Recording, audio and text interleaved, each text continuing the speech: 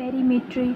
Glaucoma को detect करने के लिए हमने इससे पहले कुछ टेक्निक्स पढ़ ली थी, जिसमें टोनोमेट्री, गोनियोस्कोपी और विजुअल ऑप्टिक डिस्क का एग्जामिनेशन था थ्रू फंडोस्कोप।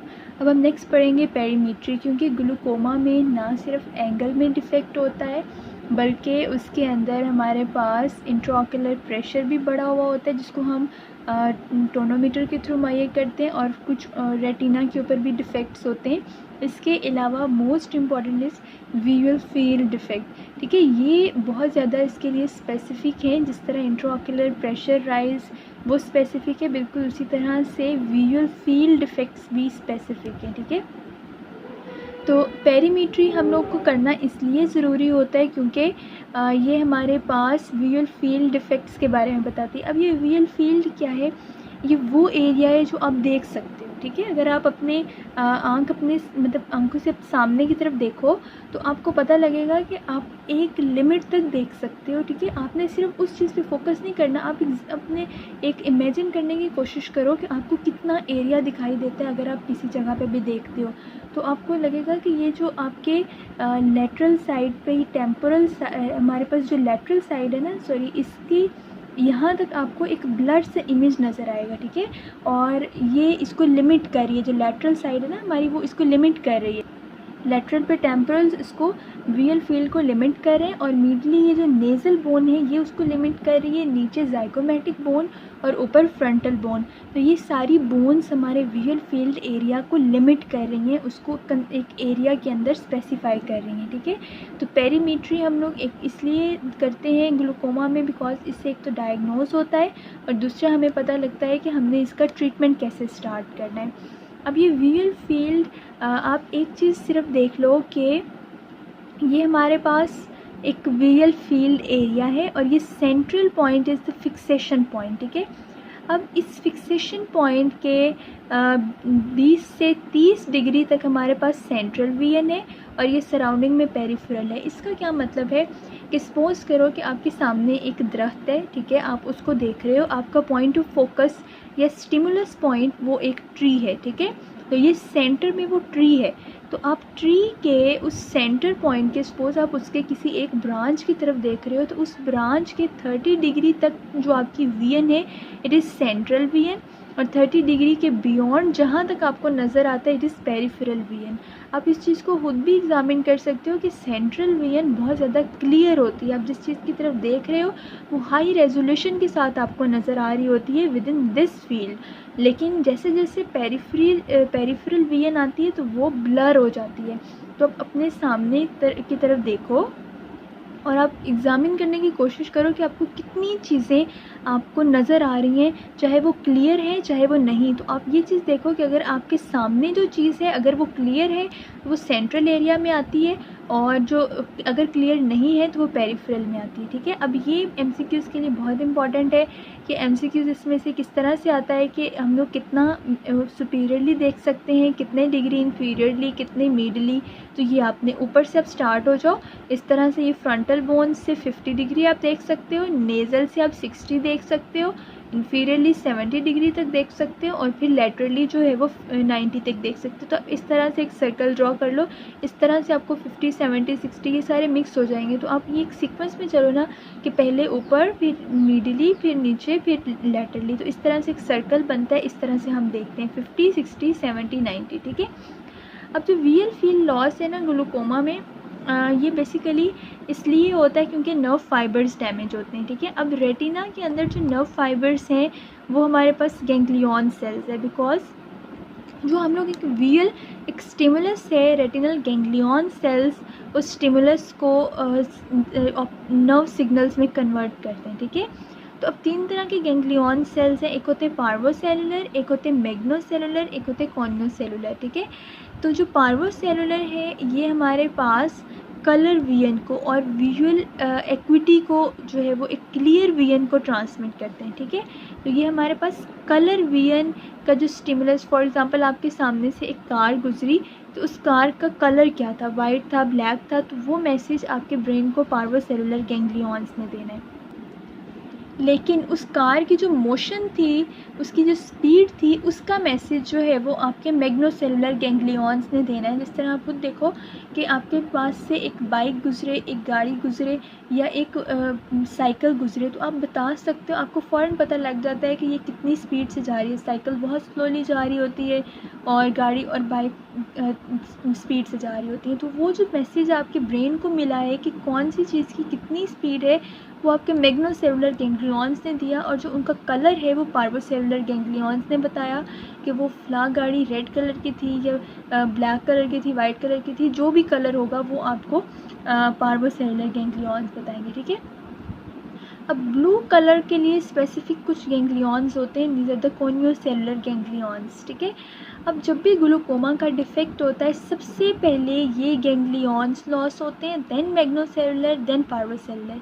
इट मीन्स कि ग्लूकोमा का कोई पेशेंट आएगा तो आप उसको ब्लू लाइट के ज़रिए एग्ज़ामिन करेंगे। अगर उसको ब्लू लाइट नज़र नहीं आ रही, इट मीन्स कि उसका ग्लूकोमा अभी अर्ली स्टेजेस पे। ठीक है। सबसे पहले, क्योंकि यही डैमेज होते हैं, तो ये सबसे पहले मैग्नोसेलुलर और कोनियोसेलुलर डैमेज होते हैं। और इसलिए हम लोग सबसे पहले, अगर हमने डिटेक्ट करना हो कि ये अर्ली ग्लूकोमा है या नहीं, तो वो हम लोग ये ब्लू लाइट के थ्रू हम लोग देख सकते हैं। ठीक है। अब ये हमारे पास एक फील्ड है। ठीक है। ये इसके अंदर नॉर्मली आपको पता है कि फ़ोटो रिसेप्टर्स, जो ऑप्टिक डिस्क वाला एरिया है ना सेंट्रल, वहाँ पे फ़ोटो रिसेप्टर्स नहीं होते हैं। ठीक है। जहाँ फ़ोटो रिसेप्टर्स नहीं है, और आपको ये चीज़ भी पता होनी चाहिए कि जो हम लोग देखते हैं वो फ़ोटो रिसेप्टर्स के थ्रू देखते हैं, बिकॉज़ वही फ़ोटो रिसेप्टर्स नीचे गैंग्लियॉन्स को मैसेज देते हैं। क्योंकि आपको पता है रेटिना की बहुत सारी लेयर्स होती हैं, तो ये रेटिनल पिगमेंट लेयर के बाद यहाँ पे रॉड्स और कोन्स आते हैं। ये मैसेज नीचे नीचे ट्रांसफ़र करते जाते हैं बाइपोलर, और फिर इस तरह से ट्रांसफ़र करके अल्टीमेटली गैंग्लियॉन सेल्स को ये मैसेज देते हैं फ़ोटो रिसेप्टर्स, और वो फिर नर्व सिग्नल बना के ब्रेन के पास भेजता है। ठीक है। तो जब हमारे पास ये फ़ोटो रिसेप्टर किसी एरिया में नहीं होंगे, तो आपको पता होना चाहिए कि उस एरिया से हम देख भी नहीं सकते। ठीक है। तो जहाँ पे फ़ोटो रिसेप्टर्स नहीं, वहाँ पे हम देख भी नहीं सकते। नॉर्मली ऑप्टिक डिस्क वाले एरिया के अंदर फ़ोटो रिसेप्टर्स नहीं होते, तो वहाँ से हम देख भी नहीं पाते। ठीक है। अब पेरीमीट्री, हमने इस वियल फील्ड को हमने किस तरीके से मेजर करना है। पेरीमीट्री एक होती है मैनुअल पेरीमीट्री, एक होती है ऑटोमेटेड। ठीक है। मैं जो प्लेलिस्ट आपको भेजूँगी, उस प्लेलिस्ट के अंदर मैंने इन दोनों की वीडियोस डाल दी हैं। अगर आपको यहाँ से समझ ना आए तो वो आप एक दफ़ा उसकी वीडियो देखना।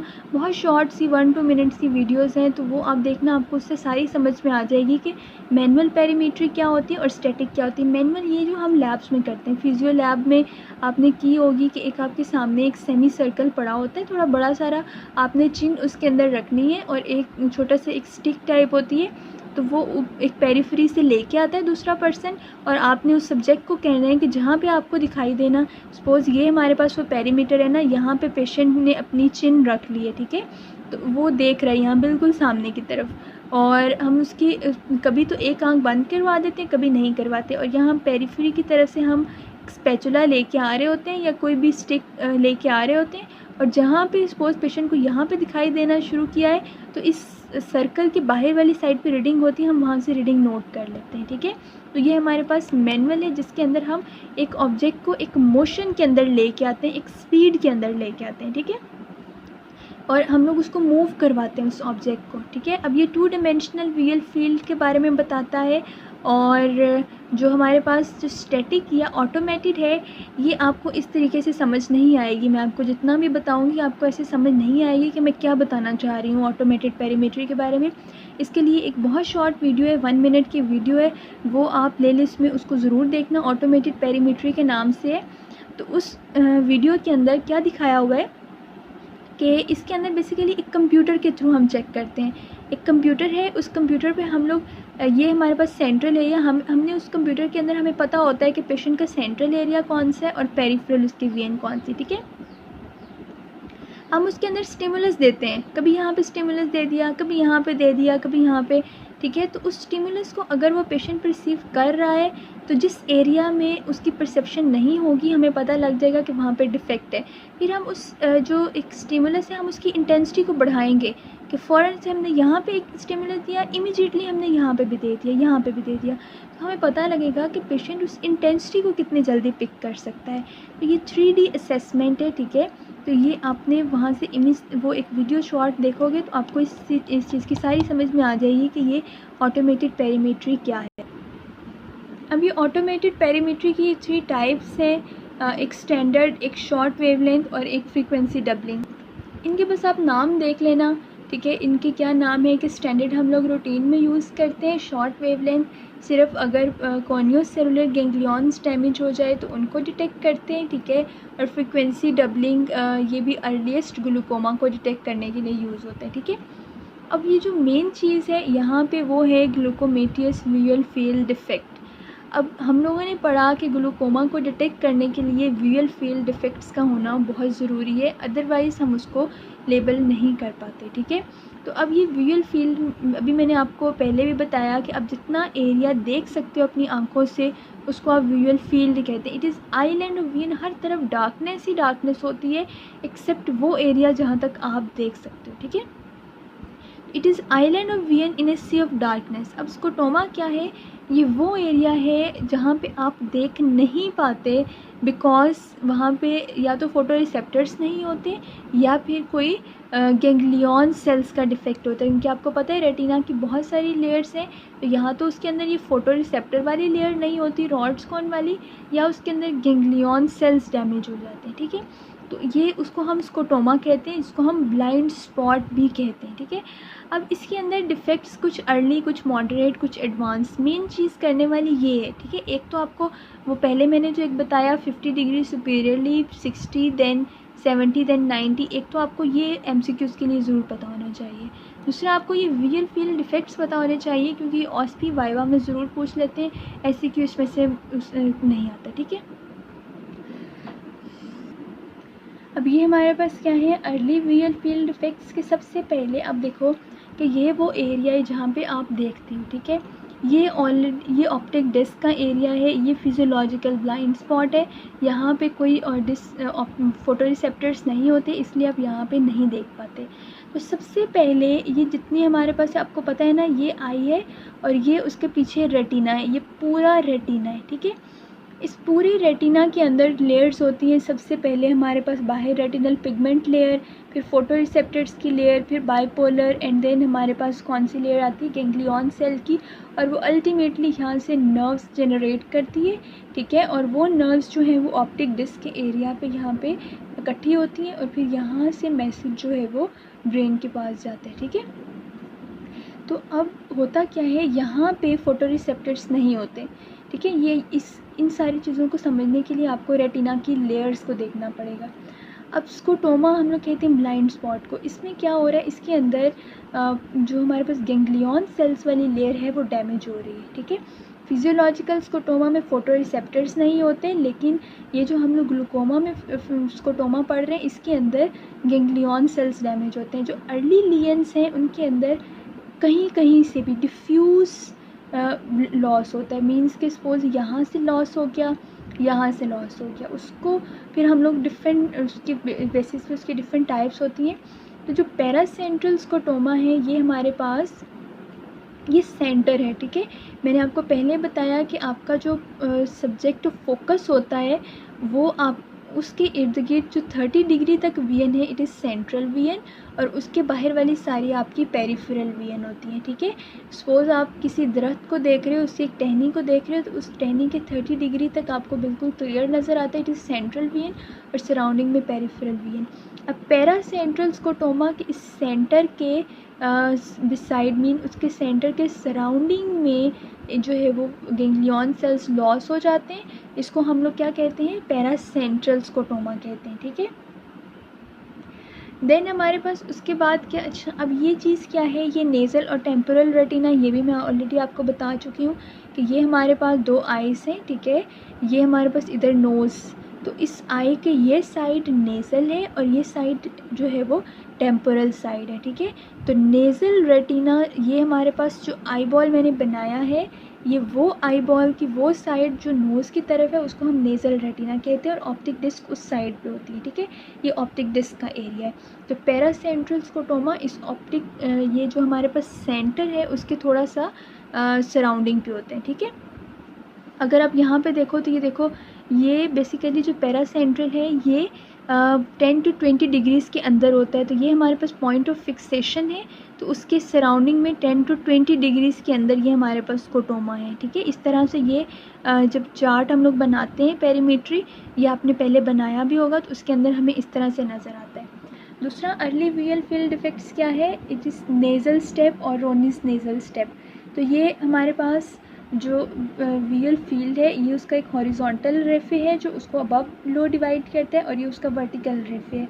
तो ये वीएल फील्ड डिफेक्ट जो है ना, वो उसके नेज़ल साइड के ऊपर प्रेजेंट होता है, इसको हम रोनिस नेज़ल पोर्शन भी कहते हैं। ठीक है, उसके बाद आइसोलेटेड पैरासेंट्रल नेज़ल स्कोटोमा, ये ब्लाइंड स्पॉट के पास होता है और ये वाला ब्लाइंड स्पॉट से अवे होता है। ठीक है, then baring of blind spot कि जो एक्चुअल ब्लाइंड स्पॉट था अब वो थोड़ा बड़ा हो जाता है, जहाँ पे ऑप्टिक डिस्क है ना, वो एरिया थोड़ा सा बड़ा हो जाता है।